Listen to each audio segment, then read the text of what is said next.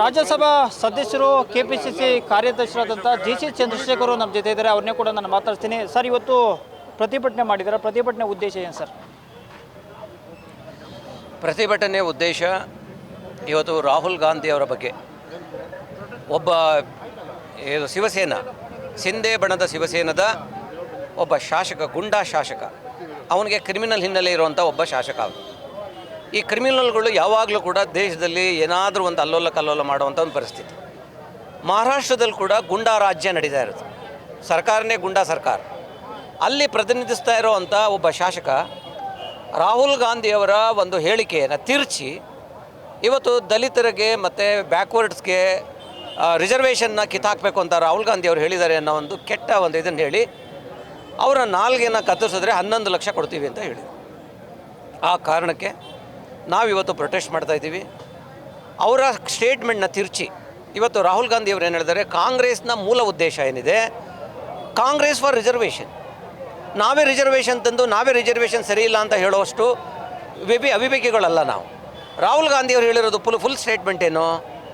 ರಾಹುಲ್ ಗಾಂಧಿ ಹೇಳಿರೋದು ಎಲ್ಲಿ ತನಕ ನಮ್ಮ ದೇಶದಲ್ಲಿ ಸಮಾನತೆ ಅನ್ನೋದು ಬರಲ್ವೋ, ಆರ್ಥಿಕವಾಗಿ, ಶೈಕ್ಷಣಿಕವಾಗಿ, ಸಾಮಾಜಿಕವಾಗಿ ಎಲ್ಲಿ ತನಕ ಅವ್ರಿಗೆ ಸಮಾನತೆ ಬರಲ್ವೋ ನಮ್ಮ ದೇಶದಲ್ಲಿ, ಅಲ್ಲಿ ತನಕ ಬಂದಾಗ ಮಾತ್ರ ರಿಸರ್ವೇಷನ್ ಎಂಡ್ ಆಗುತ್ತೆ ಹೊರತು ಅದು ಬರೋ ತನಕ ಸಾಧ್ಯ ಇಲ್ಲ ಅಂತ ಹೇಳಿದ್ದಾರೆ.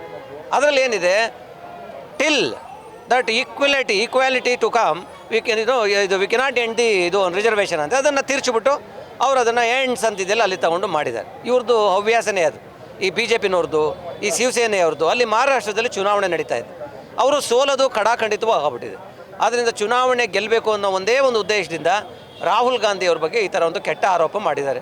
ಇದೆಲ್ಲ BJP-ನವರು ರೆಗ್ಯುಲರಾಗಿ ಮಾಡ್ತಾ ಇರ್ತಾರೆ. ಕಳೆದ 10 ವರ್ಷಗಳಿಂದ BJP-ನಲ್ಲಿ ರಾಹುಲ್ ಗಾಂಧಿ ಅವ್ರನ್ನ ಸೋಷಿಯಲ್ ಮೀಡಿಯಾದಲ್ಲಿರ್ಬೋದು ಎಲ್ಲ ಥರದಲ್ಲೂ ಕೂಡ ಅವ್ರನ್ನ ವಾಯ್ಸ್ನ ಹತ್ತಿಕ್ಕುವಂಥ ಪ್ರಯತ್ನ ಮಾಡಿದ್ರು. ಆದರೆ ದೇಶದ ಜನ ಇವತ್ತು ನಮ್ಮ ದೇಶದ ಆಪೋಸಿಷನ್ ಲೀಡರ್ ಆಗಿ ಕನ್ಸಿಡರ್ ಮಾಡಿ ಮುಂದಿನ ಪ್ರಧಾನಿ ರಾಹುಲ್ ಗಾಂಧಿ ಆಗ್ತಾರೆ ಅನ್ನೋ ಒಂದು ಮೆಸೇಜನ್ನು ಕಳಿಸಿದ್ದಾರೆ.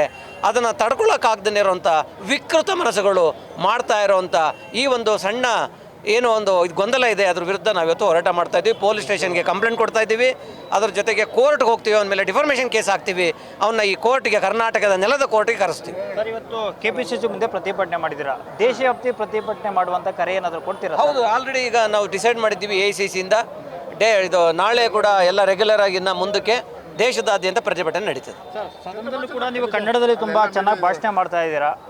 ಏನು ಸರ್ ಇದರ ವಿಷನ್ ಏನು ಸರ್? ವಿಷನ್ ಇಲ್ಲ, ನನ್ನ ಮಾತೃಭಾಷೆ ಕನ್ನಡ. ಇವತ್ತು ಮೋದಿಯವರು ಹೋಗಿ ಹಿಂದಿನಲ್ಲಿ ಫಾರಿನಲ್ಲಿ ಮಾತಾಡ್ತಾರೆ. ನಾನು ಕರ್ನಾಟಕದಿಂದ ಡೆಲ್ಲಿಗೆ ಹೋಗಿ ನಾನು ಕನ್ನಡ ಭಾಷೆಯಲ್ಲಿ ಮಾತಾಡಲಿಲ್ಲ ಅಂತ ಅಂದರೆ ನನ್ನಷ್ಟು ಮುಟ್ಟಾಳ ಬೇರೆ ಯಾರೂ ಇಲ್ಲ. ಎಷ್ಟೋ ಜನ ತನ್ನ ಪಾಂಡಿತ್ಯನ ತೋರಿಸ್ಕೊಡೋದಕ್ಕೆ ಇಂಗ್ಲೀಷಲ್ಲಿ ಮಾತಾಡಬೇಕು ಅಂತ ಪಾಪ ಬರ್ದೇ ಇದ್ರೂ ಒದ್ದಾಡ್ತಾರೆ. ಅದನ್ನು ಬಿಟ್ಟು ನನ್ನ ತಾಯ್ನಾಡನ್ನ ಒಂದು ಗೌರವನ ಉಳಿಸೋಕ್ಕೆ ನಮ್ಮ ಮಾತೃಭಾಷೆಯನ್ನು ಮಾಡೋದ್ರ ಮುಖಾಂತರ ಆ ಸ್ವಾಭಿಮಾನನ, ಕನ್ನಡದ ಸ್ವಾಭಿಮಾನನ ಮೆರಿಬೇಕನ್ನೋದಷ್ಟೇ ನನ್ನ ಆಸೆ. ಕೆಪಿಸಿಸಿ ಕಾರ್ಯದರ್ಶಿಯಾದ ನಂತರ ತುಂಬ ಆಕ್ಟಿವ್ ಆಗಿ ಚಂದ್ರಶೇಖರ್ ಕೆಲಸ ಮಾಡ್ತಾ ಇದ್ದೀರಾ ಅಂತ ನನಗೆ ಒಂದು ನಿಮಿಷ, ನನಗೆ ಕೊಟ್ಟಿರೋದೇ ಕಾರ್ಯಾಧ್ಯಕ್ಷ ಅಂತ. ಕಾರ್ಯಾಧ್ಯಕ್ಷ ಅಂದ್ರೇನು? ಕೆಲಸ ಮಾಡ್ತಾಯಿರು. ಹಾಗಾಗಿ ನಾವು ಬರೀ ಕೆಲಸ ಮಾಡ್ತಾ ಇರೋದು ಬಿಟ್ಟರೆ ಬೇರೆ ಇನ್ನೇನು ಮಾಡಲ್ಲ.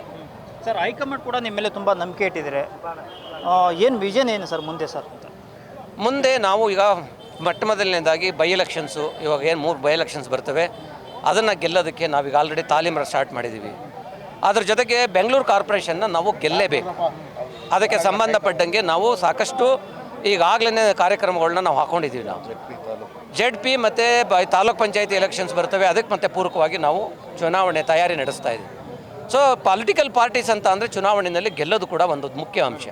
ಅದ್ರ ಬಗ್ಗೆ ನಾವು ಜಾಸ್ತಿ ಗಮನ ಹರಿಸ್ತೀವಿ. ರಾಜ್ಯದಿಂದ ರಾಜ್ಯಸಭಾ ಸದಸ್ಯರಾಗಿದ್ದೀರಾ, ರಾಜ್ಯಕ್ಕೆ ಕೊಡುಗೆ ಏನು ಸರ್?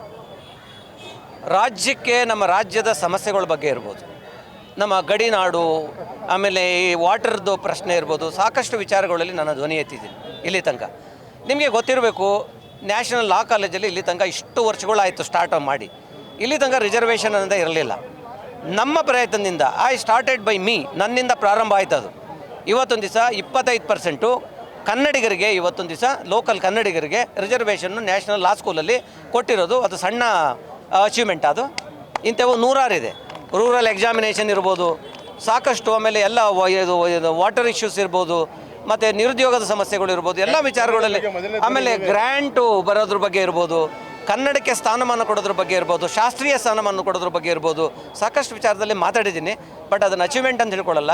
ನಾನೊಬ್ಬ ಸಣ್ಣ ವ್ಯಕ್ತಿ, ನನ್ನ ಕೈಲಿ ಎಷ್ಟು ವಾಯ್ಸ್ ಎತ್ತಕ್ಕಾಗತ್ತೆ ಒಬ್ಬ ಸಣ್ಣ ಬಾಯಿನಲ್ಲಿ ಅಷ್ಟು ಮಾತ್ರ ನಾನು ಮಾಡಬೇಕು. ಕೇಂದ್ರ ಸರ್ಕಾರ ಮನೆ ಹಿಂದೂ ದಿವಸ ದಿನವನ್ನು ಆಚರಣೆ ಮಾಡಿದ್ದಾರೆ, ದೇಶೀಯ ಹಿಂದೂ ದಿವಸ. ಯಾವುದೇ ಸರ್ಕಾರಕ್ಕೆ ಒಂದು ಭಾಷೆನ ಹತ್ತಿಕ್ಕೋ ಅಂತ ಕೆಲಸಕ್ಕೆ ಕೈ ಹಾಕಬಾರ್ದು. ಈಗಾಗಲೇ ಲಿಂಗ್ವಿಸ್ಟಿಕ್ ಸರ್ವೆ ಪ್ರಕಾರ ಇವತ್ತು ಎಷ್ಟೋ ಭಾಷೆಗಳು ನಶಿಸಿ ಹೋಗಿದ್ದಾವೆ, ಅದಕ್ಕೆ ಸಪೋರ್ಟ್ ಸಿಗ್ತಾನೆ. ಅದೇ ರೀತಿಯಲ್ಲಿ ಬೇರೆ ರೀಜನಲ್ ಭಾಷೆಗಳನ್ನ ನಶಿಸಿ ಹೋಗೋಕ್ಕೆ ಬಿಡಬಾರ್ದು ಅಂದರೆ ಆಯಾ ಸ್ಥಳೀಯವಾಗಿರುವಂಥ ಭಾಷೆಗಳಿಗೆ ಪ್ರಾತಿನಿಧ್ಯ ಕೊಡಬೇಕು. ಹೇರಿಕೆ ನಾವು ಇಷ್ಟಪಡಲ್ಲ. ಹಿಂದಿ ಕಲಿಯೋದು ಅವ್ರವ್ರ ಇಷ್ಟಕ್ಕೆ ಸಂಬಂಧಪಟ್ಟಿದ್ದು, ಆದರೆ ಹೇರಿಕೆ ಮಾಡಿದ್ರೆ ನಾವು ಅದನ್ನು ಸಹಿಸಲ್ಲ. ರಾಜ್ಯದಿಂದ ಆಯ್ಕೆಯಾದ ನಿರ್ಮಲಾ ಸೀತಾರಾಮನ್ ರಾಜ್ಯಕ್ಕೆ ಏನು ಮಾಡಿ ಅಂತ ಕಾಂಗ್ರೆಸ್ ಆರೋಪ ಮಾಡ್ತಾ ಇದೆ. ನಿರ್ಮಲಾ ಸೀತಾರಾಮನ್ ಅವರು ಫಸ್ಟ್ ಆಫ್ ಆಲ್ ಹಂಗೆ ಮಾತಾಡಲೇಬಾರ್ದು. ಯಾಕೆಂದರೆ ಅವರು ಇಲ್ಲಿಂದ ರಾಜ್ಯಸಭಾ ಸದಸ್ಯರಾಗಿ 2ನೇ ಬಾರಿಗೆ ಹೋಗಿರೋದು, ವಿತ್ತ ಸಚಿವರಾಗಿ ಕರ್ನಾಟಕ ಮೊದಲೇ ಆದ್ಯತೆ ಆಗಬೇಕು. ಬಡ್ಜೆಟಲ್ಲಿ ಎಲ್ಲೂ ಕೂಡ ಒಂದೇ ಒಂದು ಮಾತನ್ನ ಕರ್ನಾಟಕದ ಬಗ್ಗೆ ಮಾತನಾಡ್ದೇ ಇರುವಂಥ ಸಚಿವರು ಇವತ್ತು ನಮ್ಮ ಕನ್ನಡಿಗರ ಸ್ವಾಭಿಮಾನದ ಧಕ್ಕೆ ತಂದಿದ್ದಾರೆ.